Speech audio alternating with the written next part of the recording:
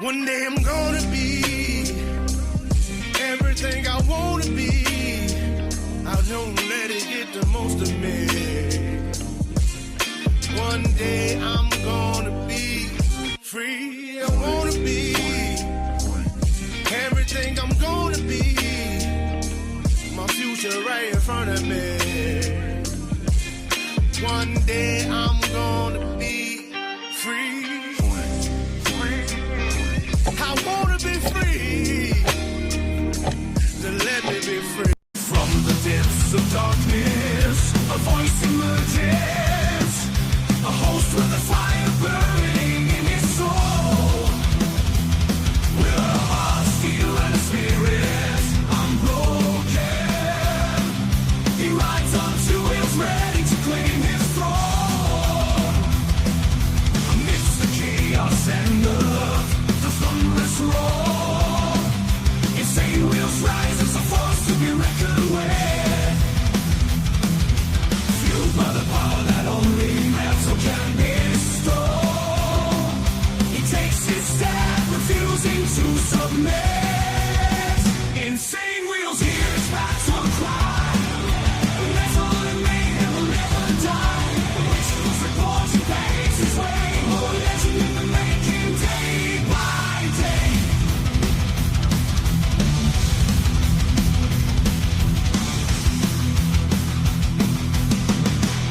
Man, oh man, we're starting off hot this morning, I can see. Much love, honor, respect, everybody. Let's get it. All right, we got a big one this morning. Listen, Virginia Chaos, thank you so much for coming in and dropping a 5-banger right off the top of the morning, my man. The very first donation of the morning. I very much appreciate that. Not only helping me, but 5 others in the Insane Wheels family, man. I can't thank you enough for your selfless support, by the way. All right, let's go ahead and get into what we're going to be discussing this morning. Trump speaks today. I'm not sure if we're going to be able to get him speaking right here today, right now, you know what I mean, on the live stream, because I don't think he's even come out and started speaking yet. But nonetheless, if it comes up while we're live, of course, we'll bring it up. Then we, of course, are going to be talking a little bit about the Hanavirus alert. We're going to be discussing that as well as other global headlines.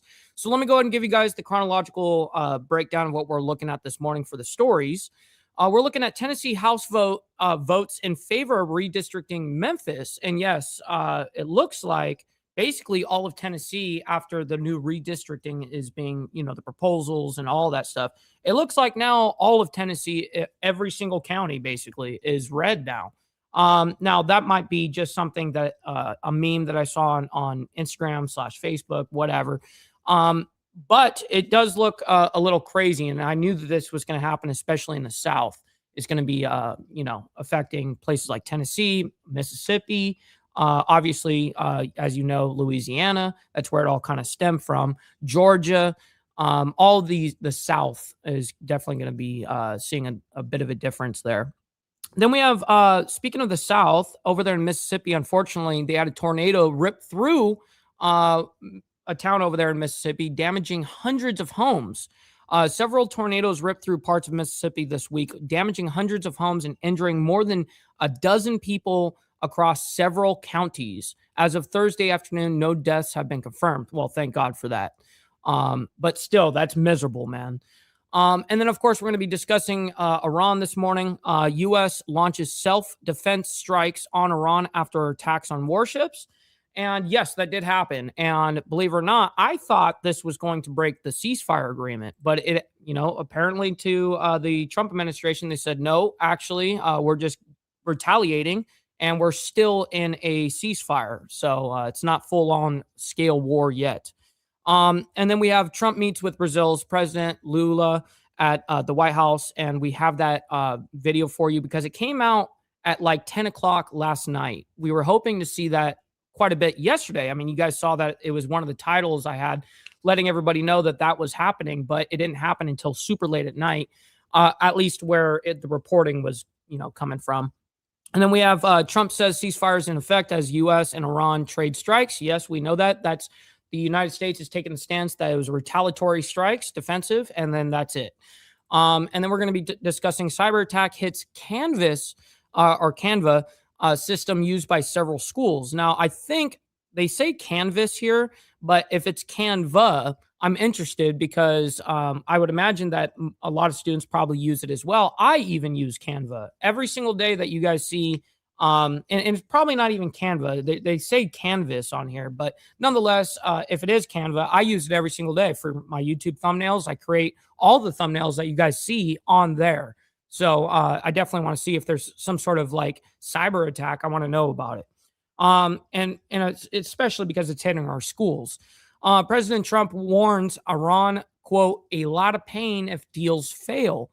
If the deal fails, I'm sorry. It says latest on U.S.-Iran tensions. Iran fired missiles and drones at the UAE, as we know. U.S. Navy ships attacked by Iran in the Strait of Hormuz.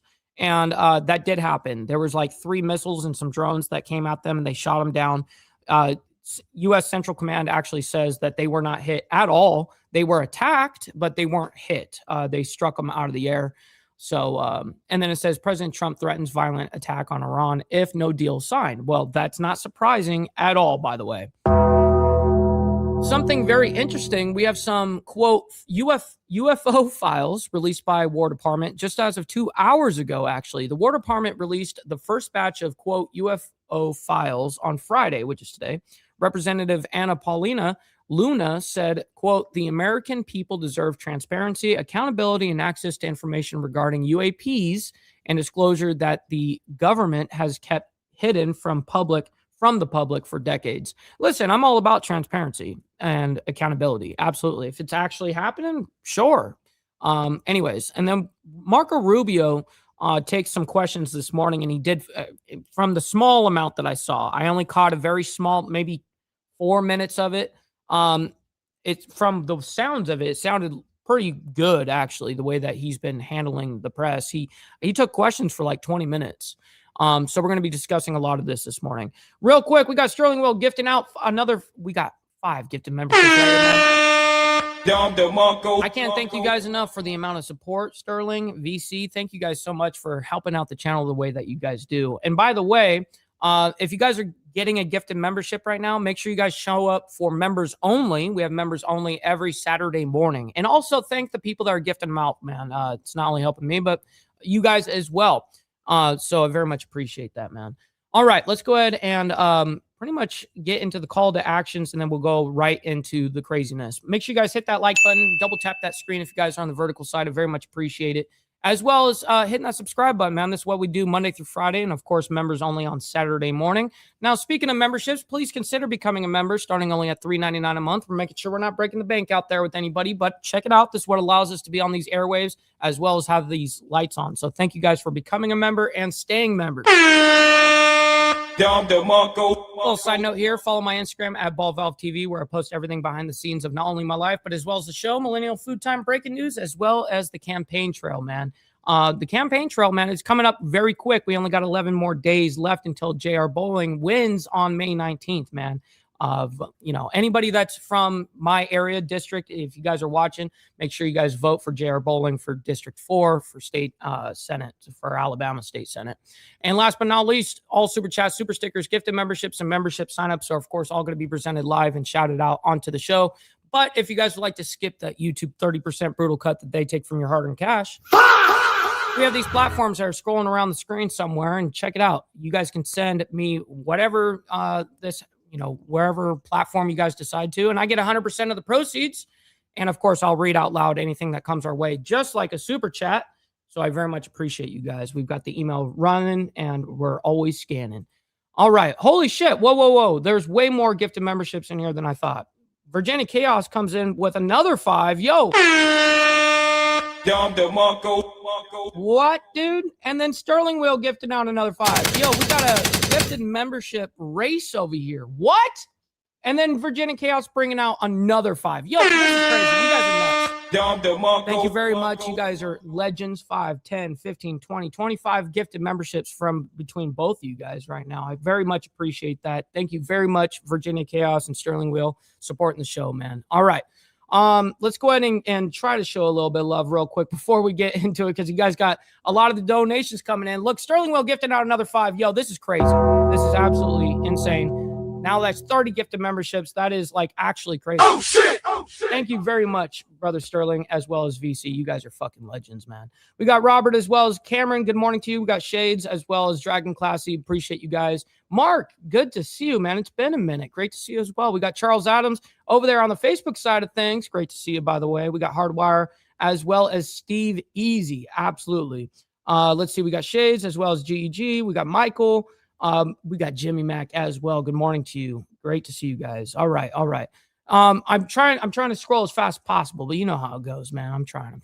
All right, here we go. Let's go ahead and bring up the very first story here. We're going to be discussing Tennessee House votes in favor of redistricting Memphis. This is in regards to, of course, the new gerrymandering ruling that kind of came out from, well, I mean, it was from the Supreme Court regards to Louisiana and racial gerrymandering.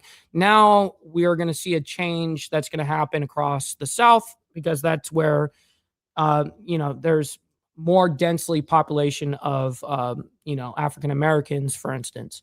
So anyways, let's go ahead and discuss this real quick. Welcome back into Live Now from Fox. I'm Ryan Schmelz. We're going to head out to Tennessee. I always got a question for him.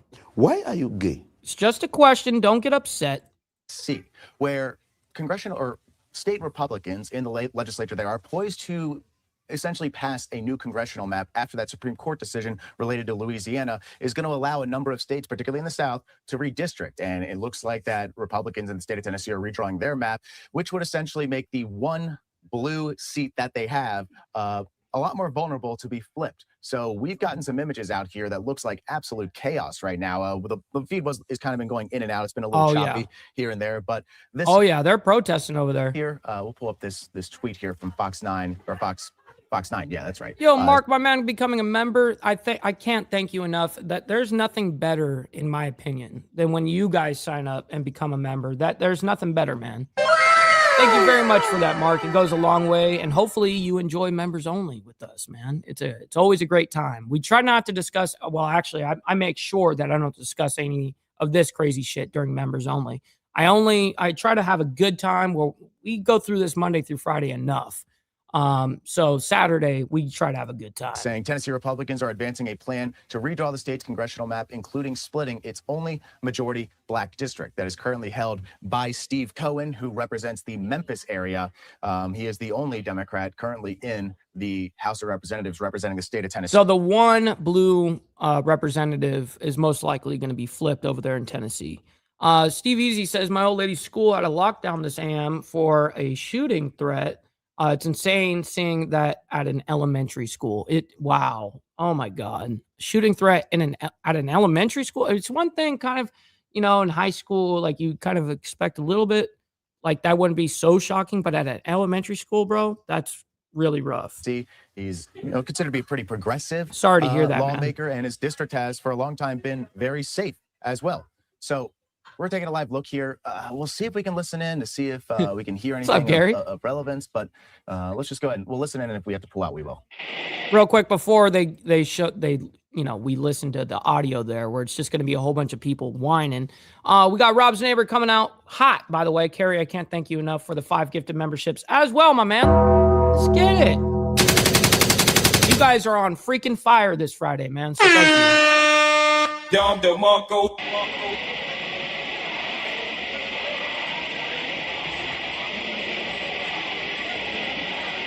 Cash App, I'm so sorry, bro. Oh my fucking God. Yo, Virginia Chaos. I am beside myself.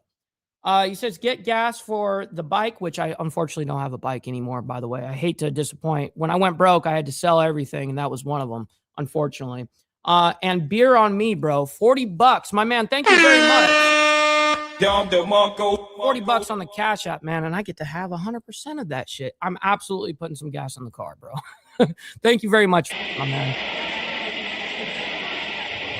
Yeah, it looks like that audio is not very good. Terrible audio right now. But we have this in from Asher Texas? Red. Shout out. He's a television reporter down there with the Fox MMR program, I should say. So he says this: I spoke with Tennessee Republican State Senator John Stevens before he walked to the state capitol building for a third day of the GOP redistricting effort. He is sponsoring the redistricting. Yo, and then Sterling gives out another 5. Yo, this is insane, actually. You guys are breaking a record right now. Like, legitimately. I can't thank you guys enough. I'm beside myself, legitimately. Bruh. Like, I don't know how to handle that kind of love. I very much appreciate it, you guys. Bill, Thank you very Stevens much. thinks Tennessee could have a new map by the end of the day. All caps there. The new map would cut through Memphis, diluting the Democratic city into 3 Republican districts. And you can see the map a little bit there on your screen. Might be hard to see for some of you, but there are kind of 3 seats right there. And Memphis is kind of the lower portion southwest in the state, kind of borders along with Mississippi. So you have a pretty red-ish northern Mississippi area that doesn't get included in the congressional map, but then you cut right into Memphis, and that's a pretty blue bastion for at least a couple of miles until you get outside the city limit. Then it gets into more red districts there. But for a long time, that has been one of the few, if not the only. Good morning. We got Mr. Al Patterson in the building. Shout out to a legend right there, man. Congressional districts that has been represented by a Democrat. There have been some more swingy districts, some bluer districts in Tennessee before.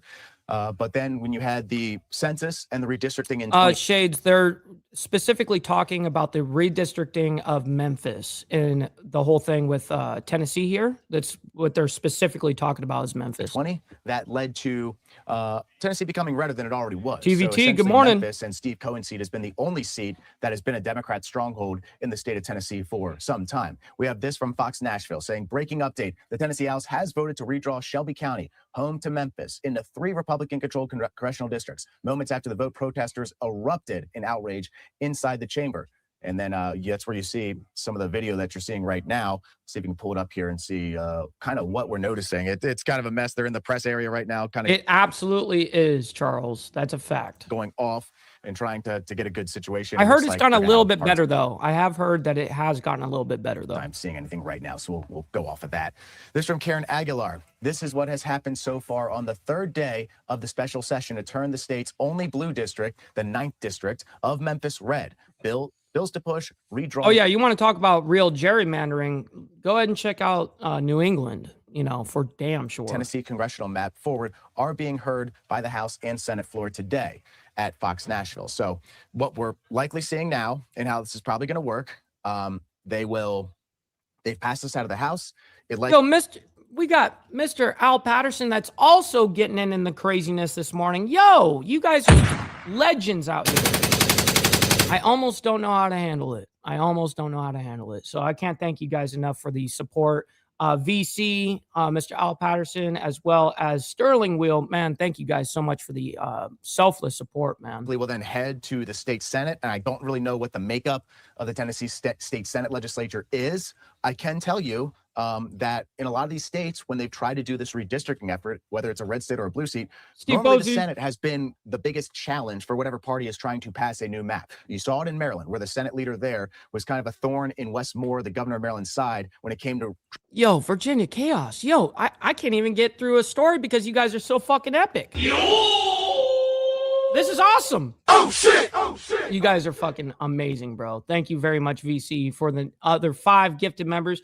Dude, how many are you at? 5, 10, 15, 20? Just by yourself? Yo, that's insane. Drawing a new map, even though both are Democrats. You've seen that in Indiana, where there were a number of state senators who stood kind of in the way of President Trump and Governor Mike Braun when it came to getting more Republican districts and redrawing the state map in Indiana.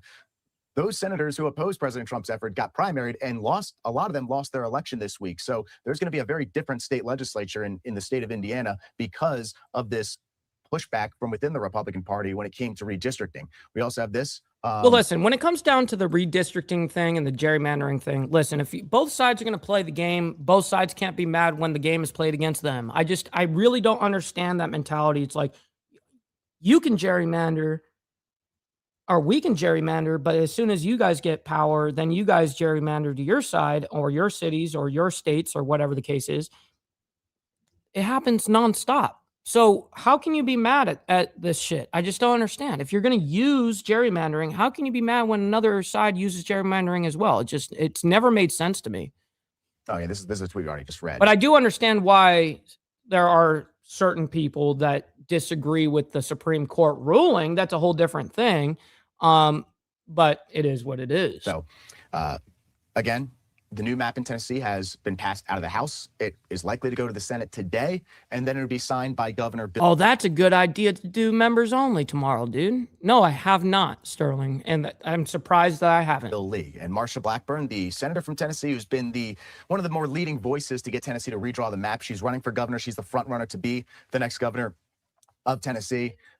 She's been pushing it. So here we go. Breaking from Fox Nashville. Tennessee House voted in favor of redistricting Memphis after a heated debate. And now we've got some heated protests going on where, based off what our reporters down there on the scene have said, essentially they passed this new map and all of a sudden all these protests started going going into the hallways, and you had bullhorns and whatnot. And now it looks like the protest. Jesus. We got 5150 as well. Good morning, kind sir. Watching the House or Senate session on the television set right there. It looks like based off that shot, this looks like it's right outside the Senate chamber. Really, so essentially the Tennessee Senate's going to be in session now, and they will be the next ones who could finish essentially this redistricting effort. All right, so let's go ahead and get into the next story here. That was redistricting. Now we're going to go ahead and still stay in the South for this next story. Tornadoes ripped through Mississippi, damaged hundreds of homes. Several tornadoes ripped through parts of Mississippi this week, damaging hundreds of homes and injuring more than a dozen people across several counties. As of Thursday afternoon, which was yesterday, no deaths have been confirmed, which thank God for that, man. But it still doesn't take away, the pain of losing your home or having your whole home and all of your belongings destroyed. And welcome back, everyone, here to Live Now from Fox. We appreciate everyone continuing to join us.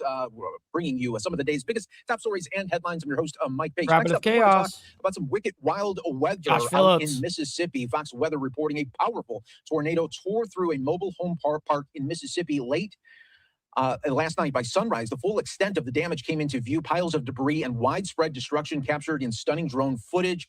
Very, very unfortunate for the people there in Mississippi. We want to continue to talk about this story, and let's go out live right now to Fox Weather's Brandy Campbell joining us in Mississippi with some of the destruction behind you here. Oh, that's terrible, man. Hey, Mike. Yeah, we bring you to both. What's up, Doomerang? Shout out to you, by the way. Great to see you. And I'm sure you're absolutely correct, man. Tornado insurance is at a new premium. I can guarantee it, man. Mississippi and southern Mississippi into a mobile home community called The Wash. This is where there were about 20 to 30 homes, and people were here. It was late at night. Some folks just getting home, some having dinner when this tornado struck around 8:00 p.m. The National Weather Service out of Jackson, Mississippi also issued a tornado emergency, which is the highest level of a warning, noting they saw a large debris ball signature on radar and that it was lofting high into the atmosphere about 2 miles, just really signifying how strong the tornado was. So as you take a look around, I'm going to get out of the way so you can see most of the mobile homes here have been just completely demolished and leveled. And so at this point, people have just been sifting through. There are still families here doing. Dude, that is an absolute fucking nightmare. I mean, be empathetic for a minute. Think if that was you, you know what I mean? Just seeing all your shit like this, every bit of your belongings, everything that you've worked hard for, that's what your result is. I mean, just what a just tons of misery there. That just trying to find and save what they can. Some people asking for help to look around for important documents. I even see some folks have set aside medicine that they did find. It's things like that that are important, of course, for our well-being. Throughout the day of our reporting here, I've met many of the residents who wrote it out, emotional about what they went through last night, recounting where they hid, some of them in closets. Some of them did not even have time to react and hide as their trailers flip over. I'm going to be, listen, don't be hiding in a trailer, especially. I mean, you might luck out being in a bathtub or something like that, but hiding in a trailer, you're almost better off not being in the trailer at all, to be real.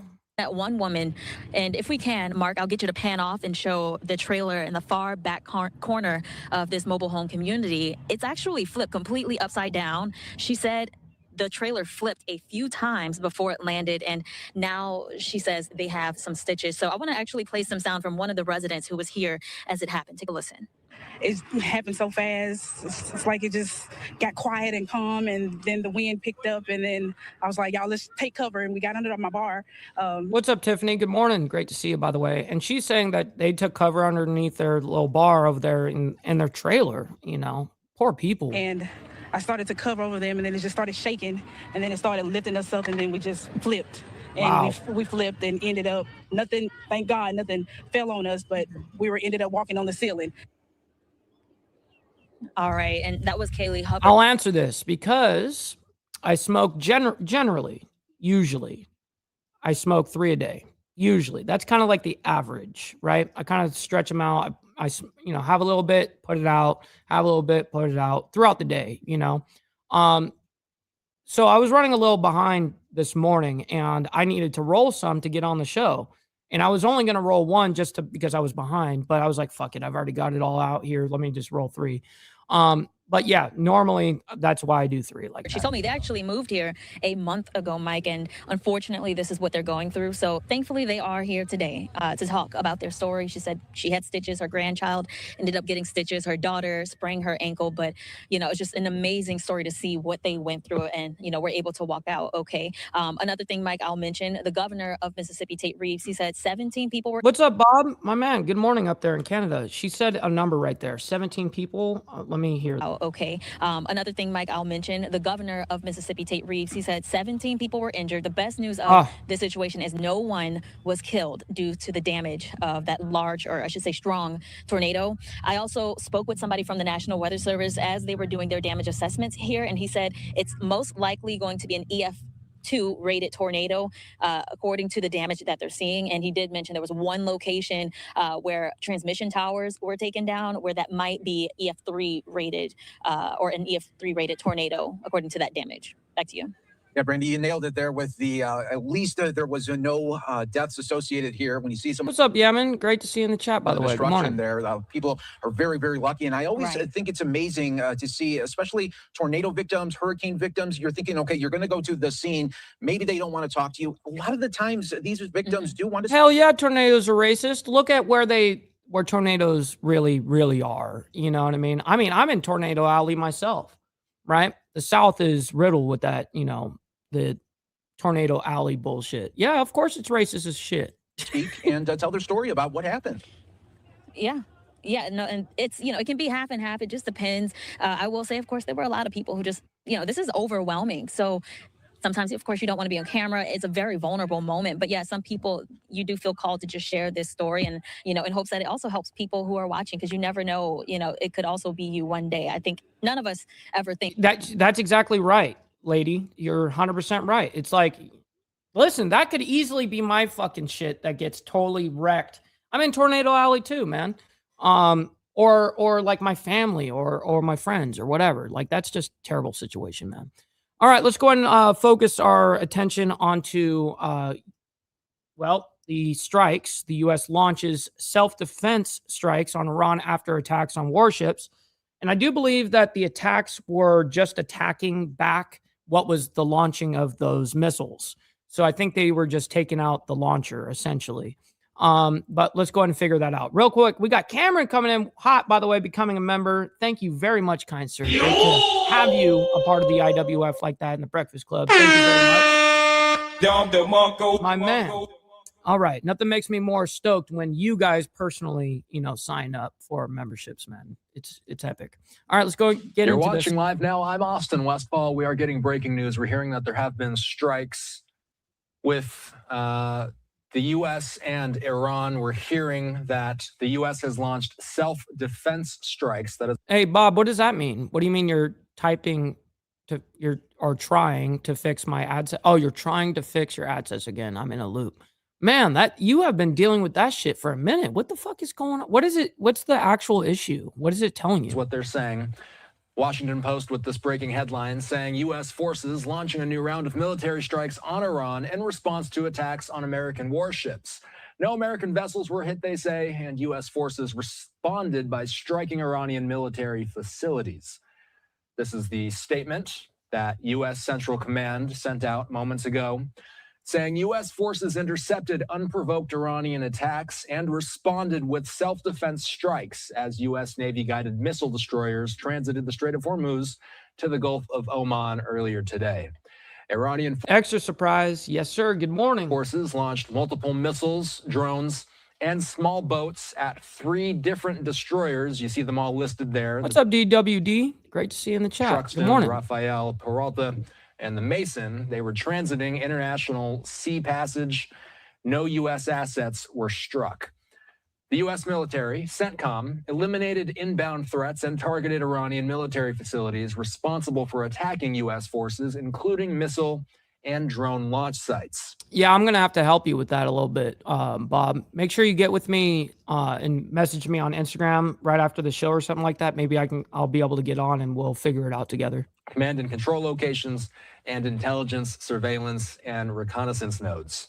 CENTCOM does not seek escalation, but remains positioned. Mr. Jack Talcott, my man, good morning. Blessings to you, kind sir. Great to see you in the chat this morning. Positioned and ready to protect American forces, they say.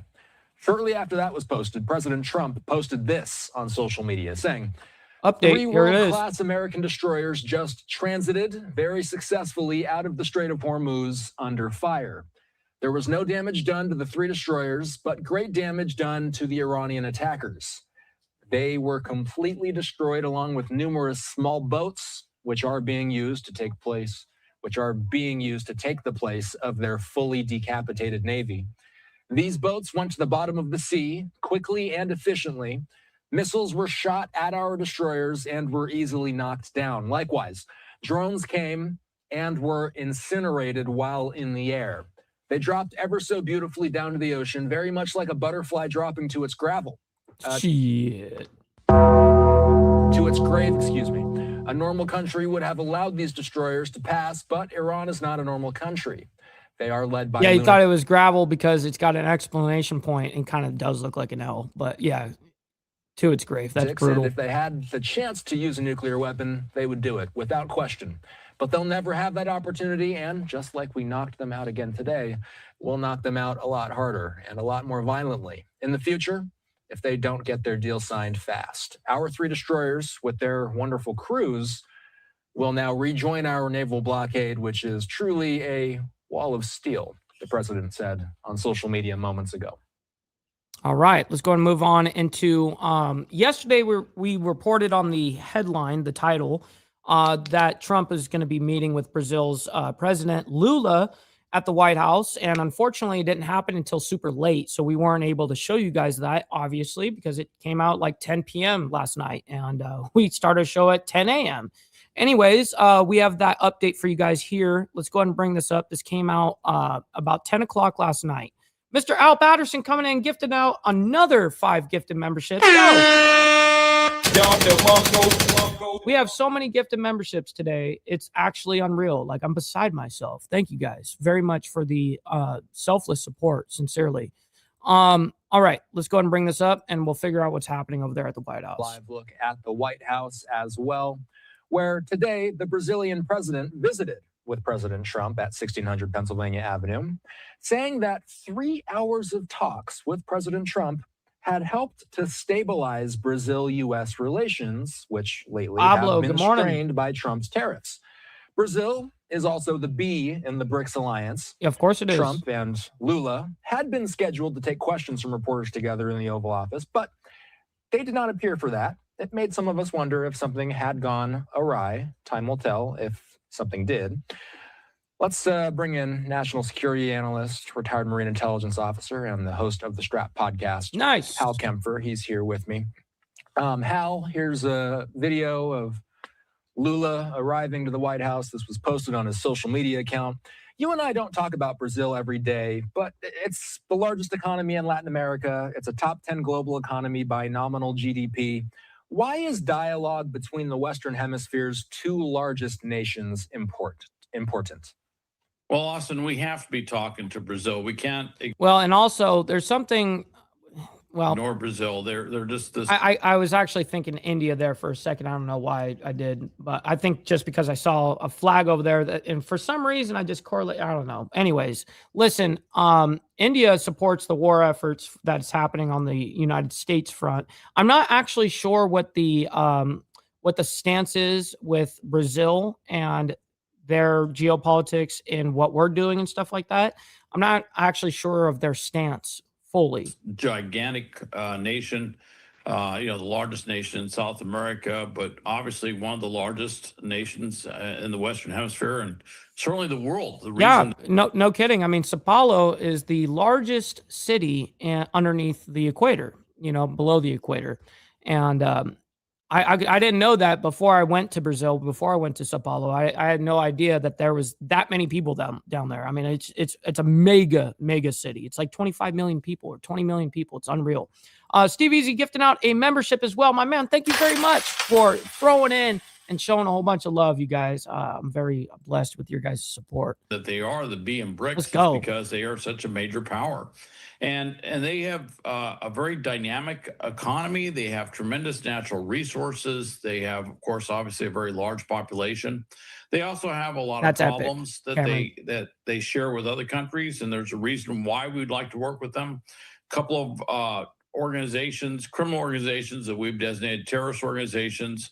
One of which is Red Command. The other is the Capital Command. Both of those are organizations that. Hey man, no, listen, I'm blessed and honored with you guys just showing up. You know what I mean? So there's no obligations anywhere for anybody. Certainly Lula would be a little concerned about that because he's seen what we've done with the cartels. And he says, the U.S. designates these criminal groups as terrorist groups. And he would be very concerned. And one of the things Lula's been very guarded about is protecting the sovereignty of Brazil. He does not want the U.S. Last I heard, he was, I believe that was like 3 days ago or something like that, where he gave us an update. It sounded like he's doing fairly good. Easy Frank. I'm sure he's appreciative of asking. You asking on that. You saw he was very resistant to what we were saying about Bolsonaro, about freeing Bolsonaro and trying to drop the charges and all these other things. And he says, look, we have a system, we have sovereignty, and we can deal with these things on our own. So obviously there's just a lot of reasons why we share things, but there's also a certain amount of distance. And I think this was a very positive event that took place today. Yeah, Lula released a statement afterward. Again, we didn't hear from the two men on camera. They were planned. No. Frank was just asking how he's doing, and the last update we've got from him was that he was going back and forth on the motorcycle and seeing Mountain Woman, and if he's been fairly good to do that, but they didn't end up doing it. So we got statements after the fact. Lula said, quote, "We took an important step in consolidating the Brazil-United States relationship, and it is important that the United States regain an interest in things happening in Brazil." That's interesting, Tiffany. I know that you guys do live around the Amish over there. She says can't stay long, have to take ice to the Amish up the road. That's fucking awesome. President Trump also sent this Truth Social post out. "Just concluded my meeting with Lula, the very dynamic president of Brazil. We discussed many topics, including trade and specifically tariffs. The meeting went very well. Our representatives are scheduled to get together to discuss certain key elements. Additional meetings will be scheduled over the coming months as necessary." So they both sound positive, Hal. Do you find it suspect, though, that they were supposed to meet in front of the cameras in the Oval, but they didn't? There are plenty of things, as you allude to, that they don't see eye to eye on.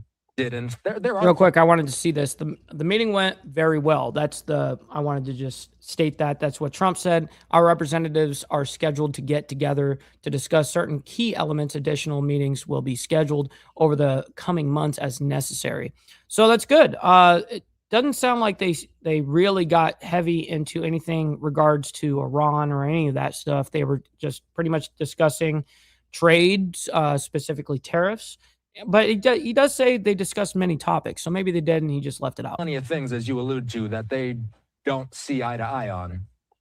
Well, I think it would have been very useful for everyone to see that, but Lula actually pushed back on that. And I think it was because he was a little concerned. Oh, yeah, Jimmy Mac. 4th of July is going to be insane here, bro. I mean, the first annual we did was awesome. But it's only going to get crazier and crazier, bro. That the press, being what it is, would ask a lot of questions, which would force them into some very difficult situations. They wanted to create, obviously, the overall impression this was positive, that we were seeing eye to eye, that we were making great progress. And what he didn't need was, some reporters shouting out questions, which go back to old divisions, asking about Bolsonaro or something like that. So I think that's why Lula, as I understand it, he was the one that actually requested that they not do a joint press conference. Wow. And frankly, if you look at how they've kind of, put out. That's actually not really surprising, actually, to, come to our country and be forced to do a press conference, a joint press conference together, is a lot of pressure for both his country and the United States on a global stage. So it's not surprising that he's like, listen, I'll come down there, I'll hang out with you, I'll meet with you, we'll discuss different topics, but let's not do this whole out in the open thing. Narrative of how the event went, everything's positive in it. So I think that's what they wanted. They got the photo op with them shaking hands, meeting. But that's great news, Bob, by the way. They didn't do the press conference where things could have come up, which could have actually exacerbated some of the differences. All right, let's go ahead and move on from this. We're going to get into the ceasefire discussions about it. Trump says ceasefire is still in effect as U.S. and Iran trade strikes. And let's go ahead and bring this up. And we're going to hear multiple, not just in this, but later on we have Marco Rubio this morning, right before we started the live stream. He had something to say this morning, and we'll clarify some things as well. Here we go. Welcome back to Live now from Fox. About the retaliatory strikes and Fox, stuff. A live look at the White House this evening. We have some developments coming out of the Middle East. Israel has its own concerns as the U.S. and Iran are working towards. Yes, sir, Bob. That's great. That's good news, man. I'm hoping you can get it figured out, obviously. To end the war, there are fears that such an agreement might not be good for Israel. Fox News correspondent Ashley Webster explains. As the U.S. and Iran try to strike a peace deal, there are concerns in Jerusalem tonight that whatever agreement is reached, Israel will be left with little advantage and potentially facing a stronger Iran. Israeli Prime Minister Netanyahu is dismissing reports that he was caught off guard by Washington's diplomatic moves toward Iran. We are maintaining continuous contact with our friends in the United States. I speak with President Trump almost on a daily basis. My people and his people are in contact on a daily I would assume that's true. basis, including today. I will also speak with President Trump later tonight. There is full coordination between us, and there are no surprises. Israel has been fighting a multi-front war since the October 7th over there in southern Lebanon against Hezbollah. This is what they're showing. Massacre in 2023. There are fears that a weak deal could allow Tehran to preserve strategic capabilities and breathing room to rebuild its economy. Another major Israeli concern is that sanctions relief or renewed trade for Tehran could allow money to be channeled back to Iran's terrorist proxies. Israel and Lebanon are set to hold a third round of talks next week, even though the existing ceasefire between the countries is seeing breaches on a daily basis. Yeah, it's being breached nonstop. And to the south, Israel. He can't call it a ceasefire if only one side's attacking. Media reports suggest that Israel is preparing to resume fighting in the Gaza Strip because of the impasse and Hamas's refusal to disarm. And Israel faces the same problem in Lebanon, where Hezbollah refuses to give up its weapons, and the Lebanese government is unwilling and unable to disarm that terror group. In Tel Aviv, Ashley Webster, Fox News. And today we got this update from the U.S. military saying it intercepted attacks. Yes, by the way, just like Naomi said right here, before she starts reading this whole statement from CENTCOM, Naomi, yes, absolutely. Make sure you guys hit that like button, double tap that screen if you guys are on the vertical side. I very much appreciate it. You guys don't have to love all the craziness that's happening around the world, but you guys can like it for me and what we're doing here on Insane Wheels. So thank you for that. From Iran on 3 Navy ships in the Strait of Hormuz, U.S. Central Command says they intercepted the unprovoked Iranian attacks and responded with self-defense strikes targeting Iranian military facilities. This is a post from CENTCOM saying U.S. forces intercepted unprovoked Iranian attacks, responded with self-defense strikes as U.S. Navy-guided missile destroyers transited the Strait of Hormuz to the Gulf of Oman on May 7th. Iranian forces launched multiple missiles, drones, and small boats at USS Truxtun, USS Rafael Peralta, and USS Mason transited the International Sea Passage. No U.S. assets were struck. So the U.S. military is saying there was no damage to those U.S. missiles as they intercepted attacks from Iran on 3 Navy ships in the Strait of Hormuz. We also have a post from President Trump on Truth Social talking about this. He says 3 world-class American destroyers. I think, let me see. I'm just making sure. Yeah, we already reported this part. Let me go ahead. I was just making sure it wasn't another long Donald Trump post, because he does post a lot, man. Let's see if we have any other posts here. It looks like there's something. If in any way this humanitarian process is interfered with, that interference will unfortunately have to be dealt with forcefully. What interference is that? Let me see. Is domestic unrest from their own population. They're not going to. January. He's just talking over the slides. We're not going to get an actual answer on that. My apologies. It looks like Trump says something at the very end. I'm not sure. In Yemen. Yeah. Okay. He's just talking over it. Okay. Whatever. We don't need to hear his analysis. All right. So let's bring our attention. Now on a national level here in the United States. It says Cyberattack hits Canvas system used by several schools. It says a cyber attack on a widely used Canvas learning platform. Okay, so it's a whole learning platform. I thought it may have been Canva, but it wasn't. So it's an actual Canvas learning platform, has compromised data tied to thousands of school districts. Wow. And let's go ahead and figure out what's happening. I think this report's coming from Florida. Let's go ahead and figure it out. Welcome back into live.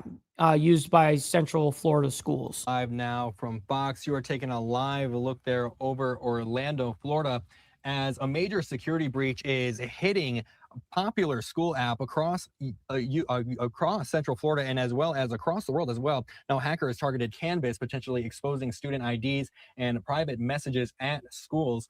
We do have a Fox 35's Amanda McKenzie on the story for us today. Amanda, what can you tell us? Well, for those not familiar, Canvas is a widely used app in school systems to help manage assignments and grades. And because of this security cyber breach, there's potentially 8,000 schools affected both. Morning, GG. Always appreciate you, brother. Locally and nationwide. Now, with student IDs and private messages possibly exposed, districts are warning families. Wow, that's a crazy number, Charles. I didn't think it was going to be that much. They estimated it affected over 200 million accounts worldwide, Mike. Wow. To watch out for phishing scams. Orange County public school leaders were notified that that's the app right there. That's the app right there. It's made by Instructure, and I guess you can find your school and connect with them through this thing. Behind the widely used Canvas learning platform was targeted by an unauthorized third party. Colleges and schools use this system, like in Volusia County, Brevard County, and the University of South Florida. They all announced they have blocked the use of the Instructure system on their campuses. Orange County leaders say the breach happened just days ago on May 2nd. Internet security expert Robert Siciliano says this is a huge breach. This particular breach looks like it's affecting as many as 8,000 different schools. Could be as many as 8,070 million people are affected by. Whoa, that's wow. Looks like it's affecting as many as 8,000 different schools. Could be as many as 270 million people are affected. Could be up to 270 million people. Whoa. By this, what we all need to do is be on the lookout for emails coming from the schools and what the motivation of that email is. If they're asking you to click something, download something, or provide any sensitive information, simply don't. Yep. The hackers may have acquired sensitive user data. This includes names, email addresses, and student identification numbers. They also say that some. And you know how many people still will open links and how many people still will download a fucking file from a very. I mean, listen, man. All they have to do. This is what I advise. When you see the email come up, you can open the email theoretically. I still don't advise it. But if you actually are like getting duped by this, hit the email and it'll show you the actual email address that you're sending this back to. It'll show who is being sent, So anyways, it's crazy to me, but you're still going to have lots of people that get fucking scammed out of something because they click a link or they download something. It's like, stop doing that, guys. Within the platform may have been accessed. As of now, OCPS district leaders say there is no evidence that passwords, social security numbers, dates of birth, or any financial information were involved in the incident. In the meantime, the district is urging all families to be extremely cautious. If you receive an unexpected email, do not click any links as it could be a phishing attempt. Now, we will continue to track this investigation and bring you the latest updates. Reporting live in Orange County, Amanda McKenzie, back to you. Man, that's fucked. That's a lame story, man. I hate to hear any type of big breach like that. Let's go ahead and see what Bloomberg is saying here. This says universities across the U.S. reported widespread outages on Thursday after a cybersecurity incident affected the Canvas online learning platform used by colleges nationwide. Wow, that's whoops, my bad. Very interesting, very interesting. All right, President Trump warns Iran, quote, a lot of pain if deal fails. Now, this came out 3 hours ago, ladies and gentlemen. It says President Donald Trump says a ceasefire is still in place after the U.S. and Iran traded strikes. Quote, but this coming from Trump, the talks are going very well, but they have to understand if they don't get, if it doesn't get signed, sorry, they're going to have a lot of pain, said Trump. All right. So that's, par for the course with Trump on the, that kind of rhetoric. No one's surprised by any of that. Take a look at your screen where you can see the latest information as that fragile ceasefire between the U.S. and Iran was further tested today as Iran fired missiles and drones there once again at the United Arab Emirates. As of now, it sounds as though the UAE was able to intercept those missiles and drones, and there are no reports of any injuries or damage. The attack, though, came just hours after U.S. Central Command reports Iran fired at American forces in an unprovoked attack as U.S. Navy guided missile destroyers traveled the Strait of Hormuz heading to the Gulf of Oman. CENTCOM says Iran launched missiles, drones, and small boats with the U.S. intercepting and eventually eliminating the threats targeting Iranian missile and hey, my man Kel from Canada. My man, good morning to you, by the way. Great to see you. Launch sites, command center. Happy Friday to everybody. Also, little side note, make sure you guys hit that like button. Double tap that screen if you're on the vertical side. I very much appreciate it. And a surveillance node. I want to pop this up on your screen right here. This is actually coming in from our friend Trey Yingst over at Fox News, as he says over there in Israel. Confirms Iranian forces fired on Tel Aviv in particular. U.S. Navy guided missile destroyers transiting the Strait of Hormuz. The vessels were attacked with missiles, drones, and small boats, but no U.S. assets were struck.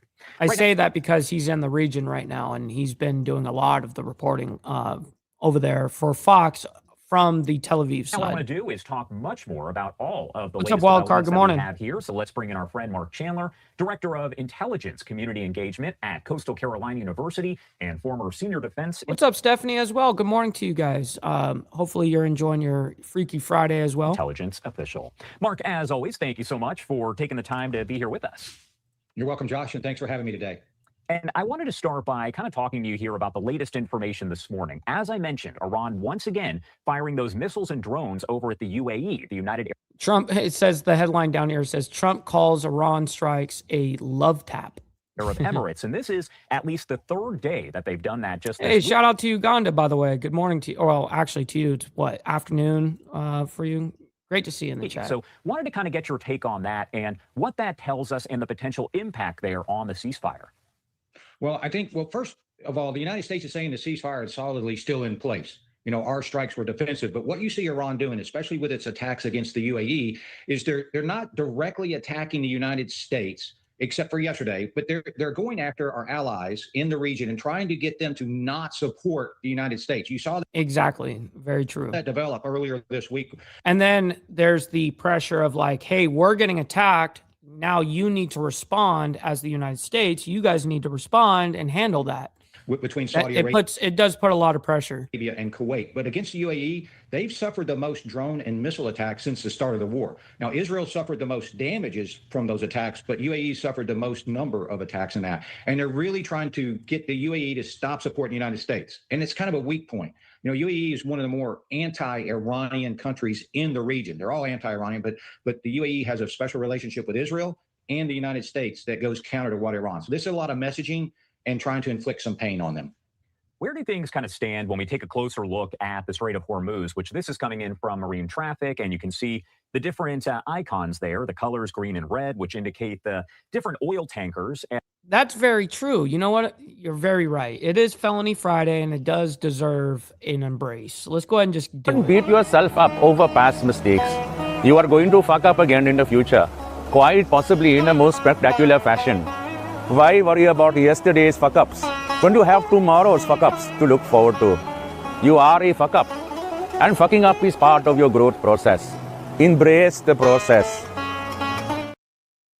Embrace thy process. Absolutely. We're embraced. As well as the cargo ships, it looks like there's a little more movement there.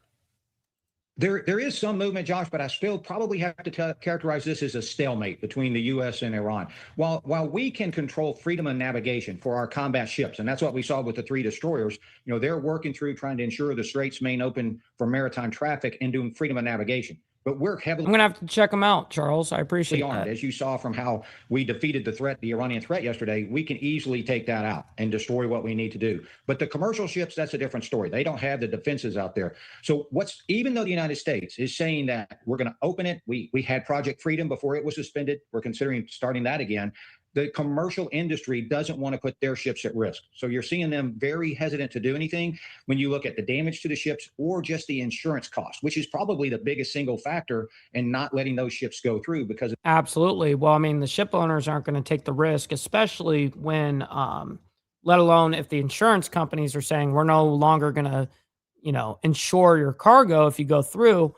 Well, what kind of options do these ship owners have? They're kind of held hostage. The Iranian threat. Well, not As kind far of. as what's going They are, especially if they're in this region right now. Anyways, we got to move on. We got UFO files released by War Department this morning. The War Department released the first batch of UFO files on Friday, which is today. Representative Anna Paulina Luna said the American people deserve transparency, accountability, and access to information regarding UAPs and disclosure that the government has kept hidden from the public for decades. All right, let's go ahead and see if there's any substance to this. Let's check it out. Hello, and I want to get you right back to some breaking news that we have been following over the last, I would say, 20 minutes or so, as this information has come in from the U.S. Department of War. Take a look. They say the Department of War announced the initial release of new, never-before-seen files on UAPs as part of the Presidential Unsealing and Reporting System for UAP Encounters known as Pursue. The answer is no. I'm Mr. Potato Head, Steve Easy. So, well, I guess Mr. Potato Head can be, you know, an alien of some sort, I guess.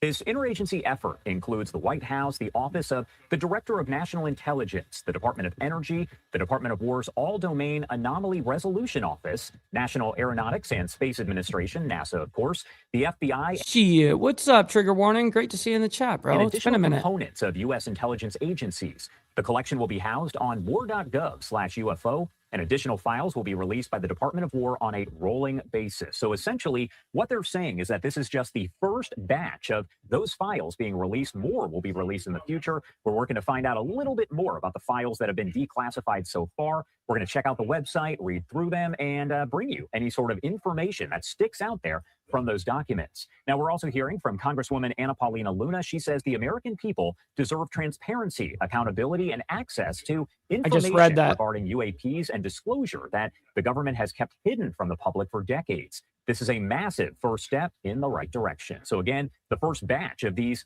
UFO files, as they've been referred to, they were classified. So that's great. So we don't get to see any of them? We'd have to actually go and check the files. Now they have been declassified and put up. All right. Well, I mean, one of these days, well, maybe tomorrow we can, well, no, tomorrow's members only. Shit. Maybe Monday. I don't know. If it's still in the media, we'll discuss it. But we'll bring up some UFO files, I guess. We're going to move on into this next story. Rubio takes questions from reporters amid Iran conflict. And this was this morning, right before we started the show. This came, well, not actually right before. It happened about an hour before the live stream. Anyways, I only got to catch about 4 or 5 minutes of this, and it was the very, very end. And it sounded fairly decent. Let's go ahead and figure out what's going on here. Today with the Pope Leo. President Trump has had very harsh language and words for the Pope against the backdrop of the war in Iran. Did you make amends with the Pope yesterday? No, we had a very good meeting. I mean, ultimately, it's important. First of all, there's a lot that we work together with the church, and we talked about those areas that we're working together on, different parts of the world. What's up, Jason? Interested in, the other aspects of it, but I expressed, updated them on the situation with Iran, expressed our point of view about why this was important and the danger that Iran poses to the world, which is largely recognized. So obviously, the Holy Father is a spiritual leader. Here, Jason, I got you, homie. Oh shit! Oh shit! First and foremost, I mean that's his role to play, and obviously the church has always interacted on behalf of a mission for peace and a respect for all of humanity. But at the end, it was a very cordial and important meeting, and it's important to share our points of view and an explanation and an understanding of where we're coming from. And I thought it was very positive. Secretary Rubio, you also mentioned talking about the Western Hemisphere with the Pope, and of course the Catholic Church is instrumental in delivering humanitarian aid to Cuba. I wondered if you discussed that and whether there was any disagreement on U.S. policy. Well, there's an interesting thing about Cuba and their leadership over there about the humanitarian aid thing. Believe it or not, yes, I know that we have definitely waited as long as possible to give them humanitarian aid. But the small amount of aid that we try to give them from the United States government standpoint, they actually declined that humanitarian aid and did not allow any distribution of that aid. Their own government stopped them from taking the exact things they need and said, no, we don't want your shit because it's coming from you, kind of thing. Towards Cuba? Oh, we discussed, I mean, we've provided $6 million of humanitarian aid, U.S. humanitarian aid that was distributed by Caritas, the Catholic Church agency. We're prepared to do more. In fact, we've offered the regime there $100 million of humanitarian aid that unfortunately so far they have not agreed to distribute to help the people of Cuba. So we did.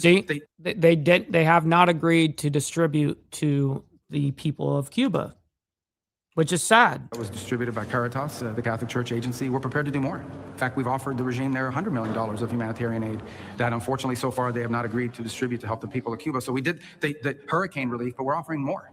And it's the regime that's not accepting it. It's the regime that's standing in the way of it. So we discussed that, and we hope we can do it because we do want to help the people of Cuba who are being, hurt by this incompetent regime that's destroyed the country and the economy. Secretary, can I ask about the meeting with the Pope? I mean, after this meeting with the Pope, which you described as cordial and productive, are you going to recommend to the president that he stops criticizing the Pope in social media? Why would I tell you what I'm going to recommend to the president? But beyond that, the president will always speak clearly about how he feels about the U.S. and U.S. policy.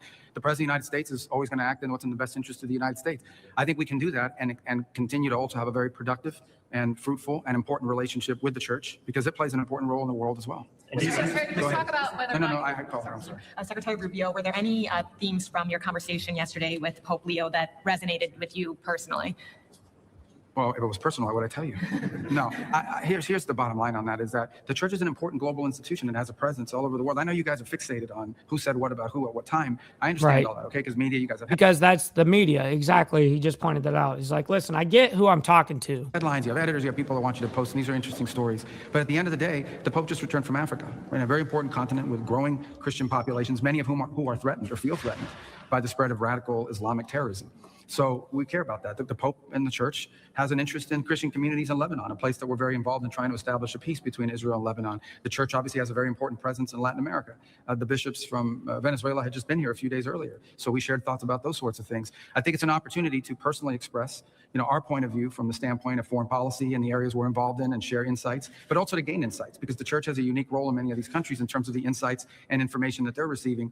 In some cases in the past, the church has been an important interlocutor, not just with governments, but with societies.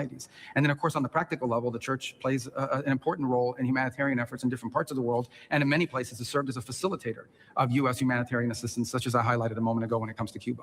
Yes, go ahead. I'll get to that. Mr. Secretary, can you say in your meeting with Prime Minister I totally relate to that, Jimmy Mack. I hate all types of shopping unless it's about firearms, motorcycles, cars, shit like that. But any other type of shopping, nah, I hate it. Maloney, whether you talked about the possibility of withdrawing U.S. troops from Italy as well as the possibility of the United States withdrawing from NATO altogether? No, we didn't discuss any specifics like that, and that's a decision for the president to make. It's a decision every president. What's up, Fidel? Great to see you in the chat, my man. Good morning. And by the way, Charles, if he does it again, just ban him. Makes the fact of the matter, though, is, and I said, publicly, and I've said what's up, brother? So loud. I've been Good a strong morning. supporter of NATO throughout my career in the Senate and even now. And one of the advantages of being in NATO is that it allows us to have forces deployed in Europe and bases that allow us a logistical ability to project power in case of contingencies. Well, we had a contingency, and some countries in Europe, like Spain as an example, denied us the use of those bases for a very important contingency. It was a different dude. All right, well, yes. Relax on the TOS words in the chat, you guys. That in some ways the denial Otherwise, of those bases just actually be impeded the mission, not severely, but had a cost, and in fact, Welcome back, even Naomi. created some unnecessary dangers. So if one of the main reasons why the U.S. is in NATO is the ability to have forces deployed in Europe that we could project to other contingencies. And now that's no longer the case, at least when it comes to some NATO members. That's a problem, and it has to be examined.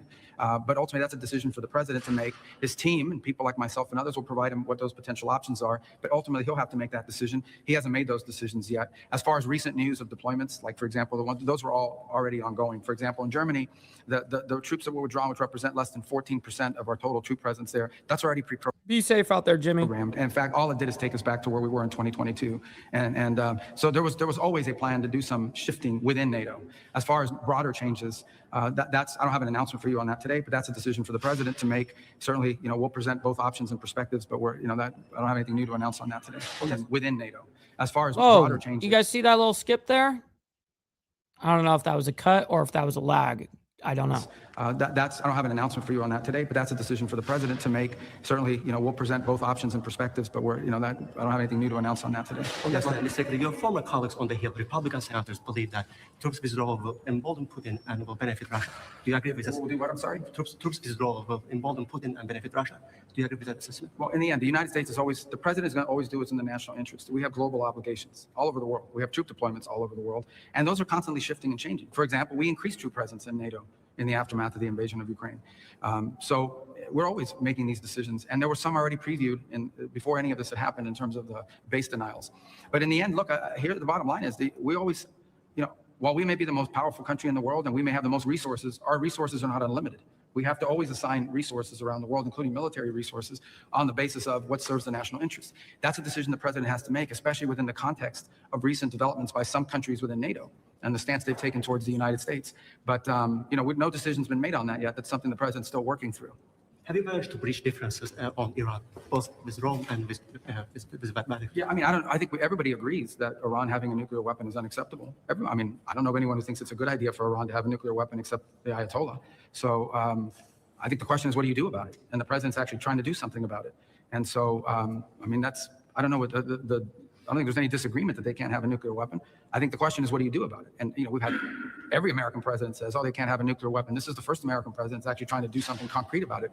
I don't know who would disagree with that. It's an important thing that has to be confronted. Can we give us official update on the status of negotiations with Iran? Well, we should know something today. We're expecting a response from them. We'll see what the response entails. The hope is it's something that it can put us into a serious process of negotiation.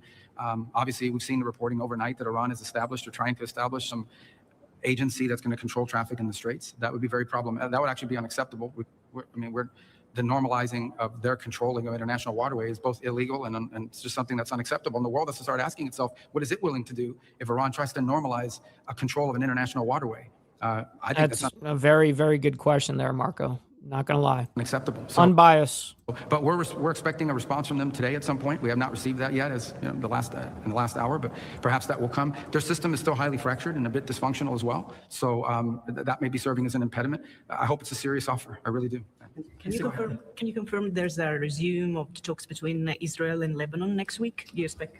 We expect talks. I don't know if we've set the exact date yet, but we expect that there'll be additional talks. Look, it's one of the areas that I think we can work with Italy on. They can play a very productive role and a constructive role in providing resources to the Lebanese government. In the end, we all share the same goal. And by all, I mean including the Lebanese government and the Israeli government, that we want the relations between Israel and Lebanon, its legitimate government, to be very strong. The impediment to that is Hezbollah. Again, an Iranian agent, Hezbollah, who is victimizing not just Israelis, but Hezbollah is also victimizing Lebanon. The reason why Lebanon faces bombings, the reason why Lebanon faces violence is because of Hezbollah. It is Hezbollah that's imposing this on them. So I think we all share the same goal, which is a strong Lebanese government that doesn't have an armed Hezbollah operating within its national territory, imposing a threat to any of its neighbors. And to do that, we have to empower and equip the Lebanese government to be able to confront that threat. And I think Italy and other countries, but Italy in particular, can play an important role in not just helping equip the government, but in cutting off the illicit financing that supports, helping them to cut off the financing that supports Hezbollah and the danger they pose. Is it possible to get a peace deal on Lebanon without Hey, sometimes shit happens, cuh. It's all good. Appreciate you. solving the conflict with Iran. How linked are those two conflicts right now? I mean, Hezbollah is an Iranian agent, 100%. I mean, Hezbollah wouldn't exist without Iran support. So, but I think it's possible. I mean, Hezbollah's been both weakened, but still capable of inflicting damage and doing terroristic activities, as we've seen. So I think the way I would phrase it is, we're not going to negotiate with Iran over Hezbollah, because Hezbollah is a danger. Yo, brother, so loud coming in hot. He realizes that we're in overtime. Yes, anything past an hour is overtime. So you guys know what that means. No tax on tips and no tax on overtime. Thank you very much. So loud. Gifting out a nice little 10 spot. But man, thank you very much for that. It goes a long way. Let's go. Other than if they're willing to stop funding them and supporting them. I think our negotiations with the Lebanese, our roles with the Lebanese government. Lebanon should be governed by the Lebanese government. It should not have a terrorist group operating within its national territory that poses a threat both to its own people, including the Shia population, and to the government, and to Israel, and to its other neighbors. So that's what we're going to focus on. Mr. Secretary, can we come back to Cuba a little bit? The United States, including yesterday, are ramping up sanctions against Cuba, the regime, and all that.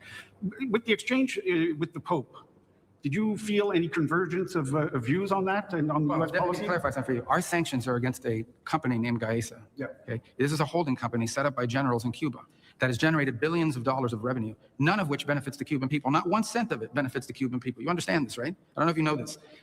There's the Cuban government, and they have a budget, and then there's this private company that has more money than the government does. None of the money in that company goes to build a single... Yeah, the government of Cuba, I mean, they're broke. Single road, a single bridge, provide a single grain of rice to a single Cuban, other than the people that are part They're of in the debt. So that's what we're sanctioning. I mean, it's so a are we. company that basically is taking anything that makes money in Cuba, Granted, and illegally putting it into the pockets of a few regime insiders. So that's not sanctions on the Cuban people, because the Cuban people don't benefit from Gaesa. It's a sanction against this company that is stealing from the Cuban people to the benefit of a few. And we didn't discuss those sanctions yesterday, but we imposed them yesterday, and we're going to be doing more, by the way. Mr. Secretary, many people thought that yours was a mission impossible after the Trump's attacks, heavy attacks. Which mission? I'm sorry. The visit. Mission impossible? The mission, yes. Right. What's your judgment at the end of the visit? Mission We accomplished? work with the Vatican on a lot of things. Our relationship between, for example, our mission here in the Vatican, like I told you, I mean, we're working together on humanitarian issues. We're focused on other issues as well. The president's perspective is clear. He thinks that Iran is a threat, and it needs to be addressed. And that position remains unchanged. And I think we're capable of having that position and expressing that position clearly, and also working cooperatively, and as we have for centuries, as we have for decades, with the Vatican and with the Catholic Church, who has a global presence. Did you explicitly ask the Pope to stop his criticism of the Iran war? I'm not going to discuss what I talk about the Pope, but I'm not going to ask him. That's not the purpose of the. I told you guys before I even came here, and that is that we have a very strong relationship with the Vatican. We work with them on a lot of things around the world. This was a trip that had been planned even before all these things had happened. So why just as an example, why would I not want to hear the perspectives of the most important, in many cases, far-reaching, religious leader in the world, on his perspectives about what he saw on his trip to Africa, or what his bishops and others and agencies are hearing in the Western Hemisphere, or the plight of Christians. Yes, let's get the likes up, man. We got to get those likes up. Very much appreciate that, Fidel. Make sure you guys double tap the screen if you guys are on the vertical side. Very much appreciate all of you guys. In Africa, but also those in Lebanon, a place that, so of course we're going to engage with them on these things. That was the purpose of our meeting, and in that realm it was very, very productive, and it was a good meeting because we were able to talk about these different areas of the world where they have a presence, where they are engaged, and we are as well, and of course find opportunities to either continue cooperating where that already exists, like in Cuba, or expand our cooperation in other places where it makes sense. Is it fair to expect a phone call between the president and the Pope anytime soon? I don't know, maybe. I don't know. I mean, what's up, Baked? Good morning to you and TGIF, man. Good morning. It could happen. Mr. May I ask you about Iran, if possible? You declared that Operation Epic Fury was over. Now, given all these military actions we are seeing on the ground, what does over mean militarily? No. Operation Epic Fury was an offensive operation designed to destroy their missile launches, their Navy, their Air Force, and it achieved that, and their factories, and it achieved that. What you saw yesterday was U.S. destroyers moving through international waters being fired upon by the Iranians, and the U.S. responded defensively to protect itself. That's what you saw. I mean, that's... You know, what's funny, Jason, is no. The answer is no. We don't get that. We just get anytime that we get any kind of, you get the left that gets a little crazy, that's about as jihadi as it gets. Separate and distinct from Operation Epic Fury. If you fire a drone or a missile at our destroyer, what are we supposed to do? Let it hit it? We have to respond to it. We have to knock down the missile, and we have to knock out whatever it is that launched that missile. The alternative is to let it sink one of our ships. That's crazy. So, of course... Look it up with Poncho, my man. Good morning to you. Great to see you in the chat, by the way. Well, yes, but the point is, if there's not much seizing in the firing, because we've... Well, you should ask that of the Iranians. Don't ask me. We didn't fire. They fired on us. My point is, if you fired a U.S. Navy ship What are we supposed to do? Say, oh, there's a ceasefire. We're not going to shoot down your drone. That's a stupid question. That's a stupid position to take. Of course we fired back at them. They were shooting at us. That's what I would expect to do. Only stupid countries don't shoot back when you're shot at. And oh, shit. Stupid. Oh, shit. Oh, shit. Oh, shit. Let me hear that again. Supposed to do say, oh, there's a ceasefire. We're not going to shoot down your drone. That's a stupid question. That's a stupid position to take. Of course we fired back at them. They were shooting at us. That's what I would expect to do. Only stupid countries don't shoot back when you're shot at. And we're not a stupid country. Do you expect that there, or have you conveyed any red lines to Iran where, you know, if the ceasefire or whatever you call it, if they cross the red line is clear. If they threaten Americans, they're going to get blown up. I mean, that's how much clearer can you be than that? If you fire on, if you are a missile launching guy, whatever they call that job, and you're sitting there, whatever and you call that at job, the United States, and we saw. Brother So Loud coming in with the 5 spot saying, hit the like on both sides. Why not? Yes, sir. Definitely hit that like button. I very much appreciate all of your guys' laborious work on hitting that like button. And it's for free, by the way. Thank you very much, Brother So Loud. Fired? Let's We're get gonna it. hit you. Of course we are. Who doesn't do that? Unless you want to get your ship sunk. I mean, we're not going to let our ships get sunk by the Iranians with their little, their drones that they're firing. They don't have a navy anymore, but they bring out these little Boston whaler fishing boats and they try to swarm you. We're going to blow those boats up if they're coming towards our boats. I don't know if that's a red line, but I hope they know it is by now. So if I were one of these Iranians on a fast boat and they tell you, hey, your mission is to go after a U.S. destroyer, you're probably not going to survive. I think that's a red line. Okay. Back to European reaction, and I'm having a question. This guy's like a monopoly over here. Yes, the president has expressed disappointment in support or lack thereof in Europe. Was there any discussion today in your meeting with Prime Minister Maloney or Foreign Minister Tahani about them providing escorts in the Strait of Hormuz? No, we didn't get to that level of specificity about what here's the bottom line, okay? Everybody says Iran is a threat. Everybody says that Iran can't have a nuclear weapon. Okay, but you got to do something about it. The president's trying to do something about it. And I don't understand why anybody would not be supportive of that. And he doesn't understand, and rightfully so, somebody would be supportive of that. But here's a more fundamental problem. Iran now claims that they have a right to control an international waterway. They claim that they have a right to control it. What is the world going to do about that? Is the world going to accept that Iran now controls an international waterway? Because if the world is prepared to accept that, then be ready. Because there's like 10 other countries that are going to start doing the same thing in their international waterways, or in international waterways near their countries. That's an unacceptable thing that they're trying to normalize. So if the answer is no, we don't think Iran should be able to control the Straits of Hormuz, then the next question is going to be for everyone, well, what are you going to do about it? What is the world prepared to do about it? And we're trying to do something about it diplomatically. We have a resolution at the United Nations that we're trying to move forward, in which the world and the UN will have an opportunity through the Security Council to vote and say, we are not going to allow them to mine the straits. We're not going to allow them to try to control the straits. And by the way, you have a bunch of humanitarian aid that's trapped inside the Persian Gulf and needs to be released and has not been able to move. We're going to give the world a chance to pronounce itself on it. And if Russia or China or some other country decide to veto it, then you know what the impediment is. But the fundamental... And we also have 20,000 sailors around the world that are stuck held hostage right there in the strait, and man, I feel terrible for those sailors. I can only imagine. I mean, these guys have nothing to do with any of that shit. They were sailing from all different parts of the world, different flagships from all across the world, and now unfortunately they're stuck out there. They've been stuck out there for how long now? You run out of food eventually, dude. No question. Every country, not Italy, every country needs to ask themselves is: are you going to normalize a country claiming to control an international waterway? Because if you normalize that, you've set a precedent that's going to get repeated in a dozen other places. And if the answer is no, we don't want to normalize it, then you better have something more than just strongly worded statements to back it up. And that's the point I've made in all of my visits, not just here. I didn't come to Italy just to make that point. I would say that to any country that complains about the straits, because that's what we potentially are facing unless we get a good deal from the Iranians, and we're waiting to hear that today. Secretary, can I move to Taiwan, actually? I'm sorry to geographically go around the world. Parliament just approved a pretty big, massive defense bill today or last night. There was a little bit less than what the president of Taiwan was asking for, but nonetheless, it's a big bill, including money to buy U.S. arms. What is your reaction to that, if any, and specifically in the context of the trip you will be doing with the president next week in China? Well, all I would say in context of the trip next week in Taiwan in specific is the United States, our policy remains unchanged. We don't want to see any forced or compelled change in the situation now. I think it would be destabilizing to the world. It's yeah, it would be fucked if it came down to them, fucking up Taiwan. Honestly, it would take us probably 10 years of infrastructure building to be able to get to the point where we could somewhat have some decent chips. You know what I mean? Our position on that has been computer chips. We've heard obviously the Chinese position, but we've made our position on that clear as well. Whatever. And I imagine that will be discussed in the trip, but I don't think it'll be a feature of our trip, but it'll certainly be an item that's discussed. We think it's to the benefit of China, the United States, and the world writ large that there be stability in the straits there, and that continues to be our position, and that's the one we'll continue to stand by and advocate for. All right, I have time for one more. We got to leave. Ukraine before you go. You spoke with Lavrov recently, and they targeted kindergarten in Ukraine even after they advocated for ceasefire. Where does the negotiations Well, right stand? now, the negotiations are. We're not. We've tried to play a mediator role in that. What's up, Lyle? Hopefully you're enjoying the morning as well. So far, it has not led to a fruitful outcome for a variety of reasons. We remain prepared to play that role if it can be productive. We don't want to waste our time and invest time and energy into an effort that's not moving forward. But if we see an opportunity to act as a mediator that brings both sides closer to a peace deal, we'd like to see it. Our position at the end of the day is that this war is a tragedy. Both sides are paying a very heavy price for it. Both economic and obviously at a human level. It's destructive. We're against it. And anytime you tell me about strikes and people, every time I hear about these things, it just reminds us of why this war needs to end. And while we're prepared to play whatever role we can to bring it to a peaceful diplomatic resolution, unfortunately, right now those efforts have stagnated, but we always stand ready if those circumstances change. Okay, guys. Yeah, and then I got to go, and I apologize. One on Africa. I mean, the He's trying to get out of there. Last year to personally intervening to help try to end the war in Sudan. The Pope, in one of his addresses, called this one of the world's greatest tragedies. Did this come up at all in your discussions? And do you see any movement? Well, we discussed Africa broadly, and of course, Sudan being an incredible tragedy. We've been heavily engaged through that Quad process. Obviously, Sudan has become in some way sort of a proxy engagement between multiple countries who are behind some of the elements that are fighting. There are other countries that are not directly involved, but have allowed their national territories to be used as a way to ship weaponry. We recently had a pretty positive announcement for the first time on a statement of principles, but we have to give it some action.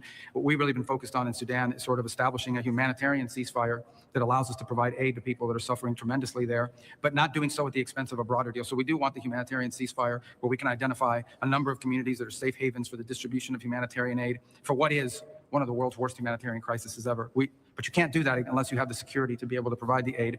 But we don't want that to be the final outcome. In addition to the humanitarian corridors and the humanitarian sites, we need to bring this conflict to an end. And the way to bring this conflict to an end is for the countries and the parties who are supporting the fighting elements to force these elements toward a peace. Yeah, but it's on 1.25 times speed. So I speed it up because we do a lot of information essentially in a very small amount of time.